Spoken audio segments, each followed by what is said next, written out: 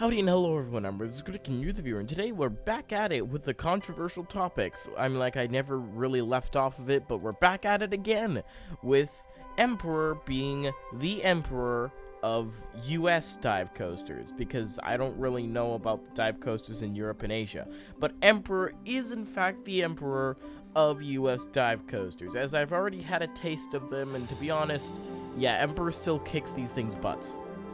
And yes, as the title says, I have only been on Valravn and SheiKra in the terms of the, as RCDB calls it, wide dive coaster market. So, yeah, I haven't ridden that many, but, you just kind of have to look at a POV of any wide dive coaster, and then you'll be able to see that, yeah, they all do the same thing, and they all do the same bad thing about them. And you know me with repetitiveness, assuming you've watched my videos before, so you can already see the problems going on here. But today I'm going to be talking about why Emperor is better than Valravn and SheiKra and probably all the other North American US dive coasters. So, let's get started with that. I will start off with what I like about Emperor, so then I can just simply say what I don't like about Valravn and SheiKra, and then you can just refer to this part. What I like about Emperor is mainly its speed and its forces. Remember what I say about the forces, because they're going to be pretty important later if you don't remember them. So, the speed of Emperor is really emphasized with the fact that each row is 6 seats, not 8 seats. And with how it's only 153 feet tall, not 200 feet tall. Because of how short in height it is, it has to go through its elements quicker, because they had to make the elements shorter. The good thing about Emperor, though, is B&M actually made the elements a little too small, meaning that you go through them with force drawn out throughout, and that also means that you are getting speed throughout. And with how there's always seems to be a little bit of breeze in San Diego, you're always getting a feeling of speed and wind no matter where you are in the train. And also, all the elements do what I think is the best they can do in most cases. The 0G roll is forceful and also gives some nice 0Gs, as well as the flat spin, or I'm just going to call it a corkscrew because that's what normal people do, B&M. And the Immelman is also a very nice Immelman, and it's a great way to start off the ride with how quick you're going.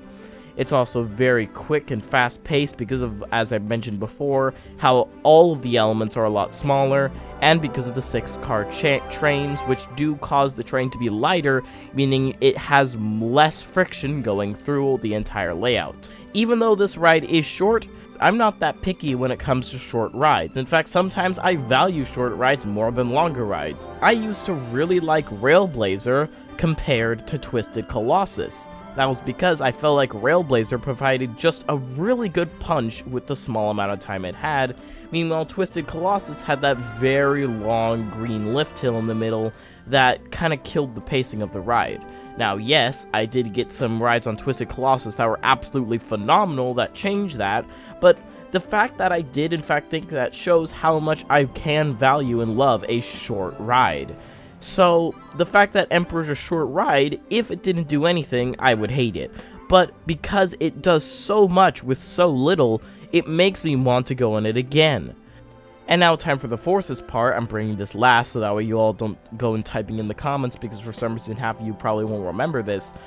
That the forces on Emperor, I can feel them, because the train is maintaining its speed. When the train doesn't maintain its speed throughout the layout, you don't feel the forces throughout. Forces are only good when they're extremely drawn out, and when the elements that they're combined with help out the forces, because forces alone aren't gonna make a ride. That's why I don't really like Kumba that much. Forces can't make a ride.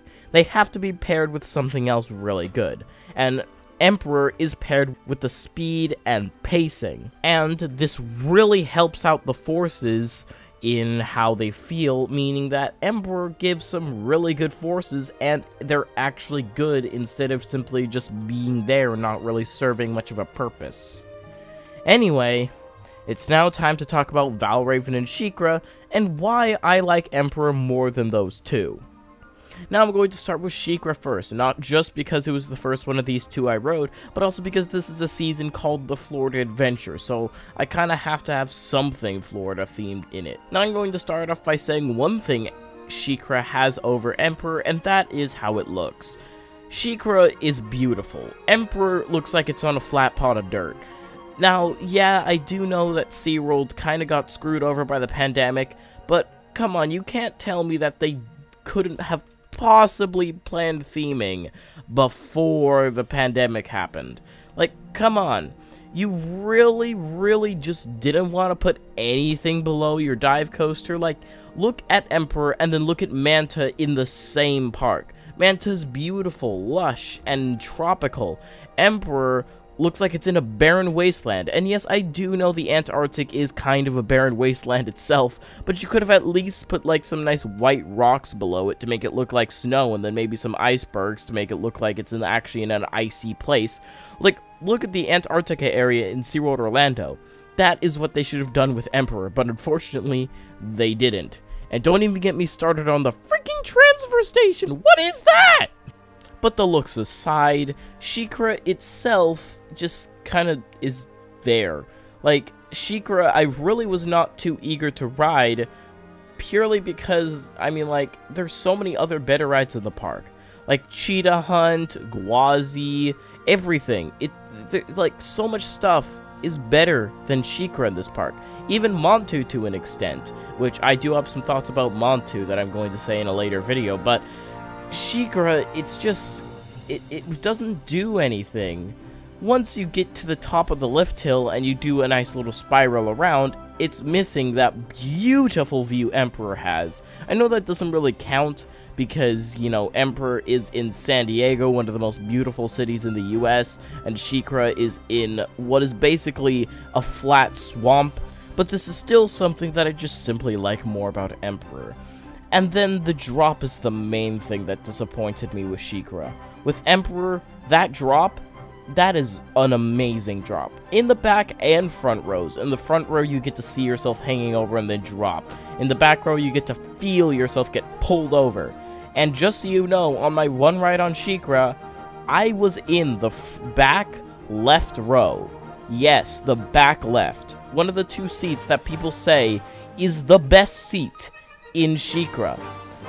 But I rode in that seat and didn't get anything. Yes, I did feel myself come out of my seat, but it was nowhere near as strong as Emperor's airtime on that drop.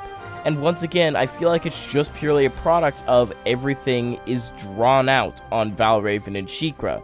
SheiKra, when you go down that drop, you just feel yourself getting floated. On Emperor, it's straight up ejector on that drop in the back row.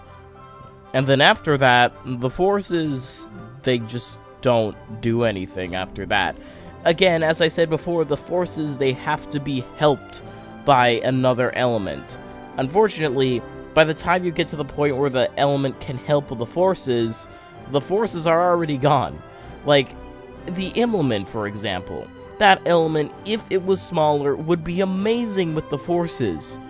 But it's so big that you slow down to a crawl at the top of the element, making it so that you just kind of sit there with nothing to it. And once again, this is one of those elements that, as I mentioned in my Kumba video, you really have to notice that you're upside down.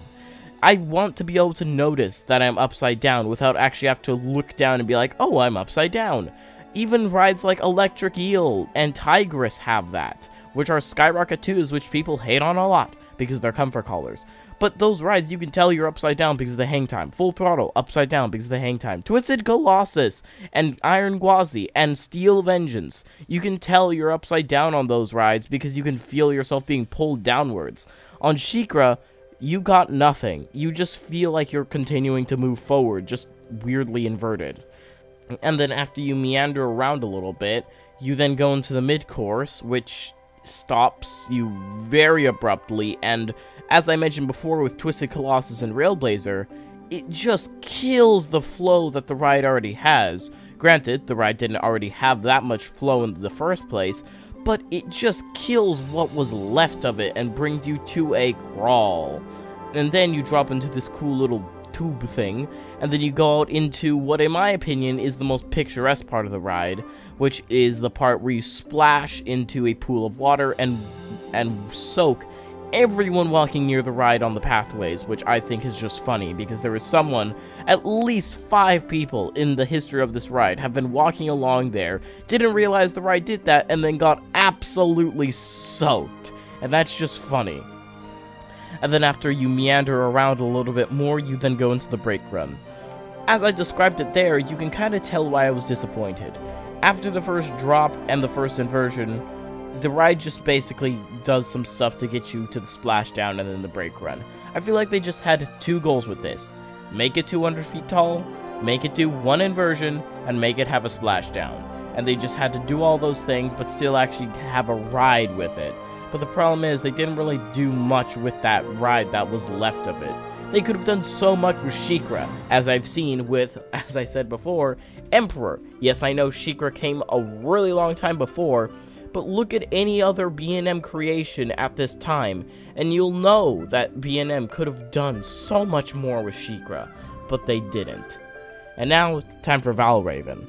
Now, I have sort of an interesting story with Valravn. I went to Cedar Point on August 12th and August 13th. Now, if you go to Cedar Point a lot, then you probably would know that Valravn was closed for an entire week before my visit. And I really was not expecting to ride Valravn, because Valravn, the first day, it was closed. Like, it was closed, hard closed, nothing was going on with it, didn't do 1 single test cycle, and they had constantly brought the little, cage up there to check on the lift hill, because I'm assuming it was some sort of problem with the lift hill. And, yeah, for a B&M, that was surprising. That had a very bad time. But, weirdly enough, on the second day, it was testing, and then it just reopened. So, I got to ride Valravn, and I didn't even expect to. So, yeah, that was pretty cool. However, was it worth, almost leaving another ride on Millennium Force for? Definitely not. Valravn, it's just mediocre. Like, why? Why does this need to be here? Now, Valravn has sort of all the same gripes I have with SheiKra, the mid-course that kills everything, the Illumin that does nothing, but Valravn has a few more things that I want to touch on, because this segment isn't going to be that long, because I kind of covered everything in SheiKra's part in terms of the layout. First of all, Valravn, I like the theming with the circles. Circles is very nice theming. No, there's nothing here. What is Valravn themed to? Well, yeah, I know that it's themed to, like, a legend or something of a bird, but still, though, why Valravn? And why did you choose that? Like, it's next to Raptor, I guess. Maybe that's why you gave it a bird theme, but still, like, come on, you could have chosen anything better than Valravn, but, okay. When I went, the throne was still gone. They removed the throne for Valravn recently, and I don't know why they removed it, but it was just gone. So it's just a simple bench that's sitting there, and I think that's hilarious.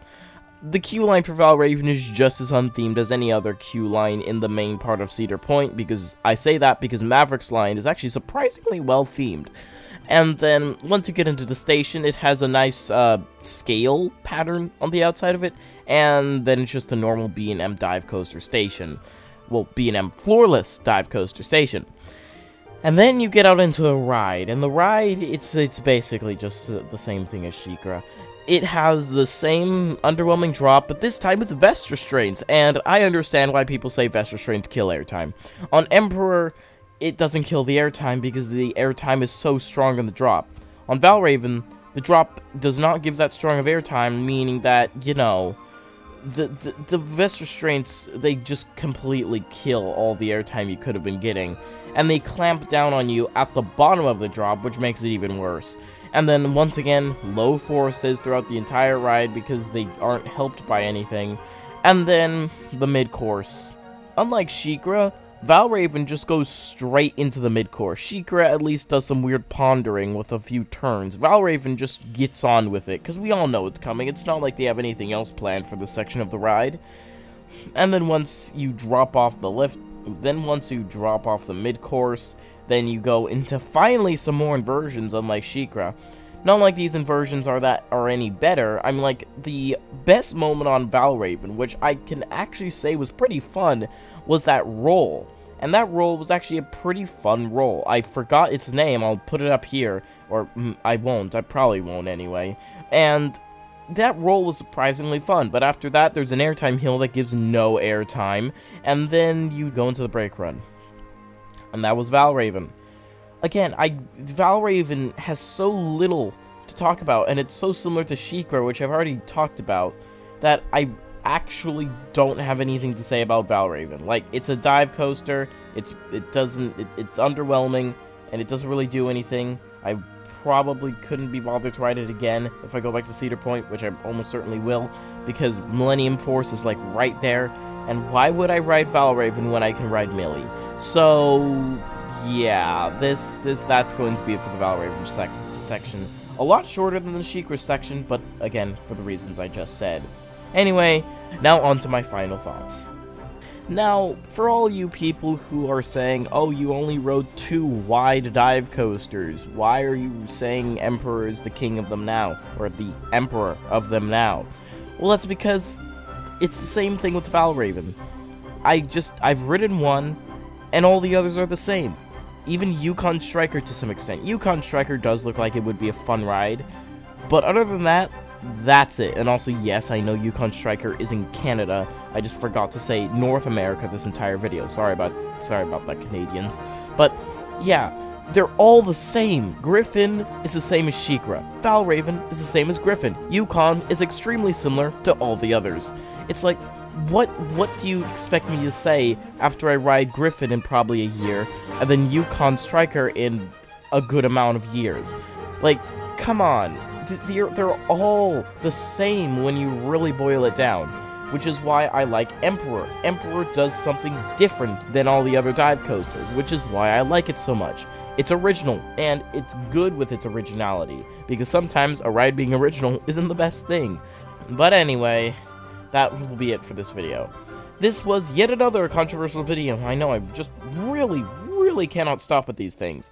The next video may or may not be the finale of the Florida adventure, because I don't really have that much more to talk about, and I'm kind of getting bored with these whole comparison videos, and I want to do something interesting. But trust me when I say, I have 2 videos coming up for the finale that will be very interesting and very different. Will they get many views? Probably not, because one of them is about 2 coasters that just no one really cares about anymore, and the other one is literally just a ranking video. But anyway, hope you liked the video. Subscribe if you haven't yet. Before subscribing, leave a like. And I was really Critic, you're the viewer, and I'll see you in the future. Goodbye.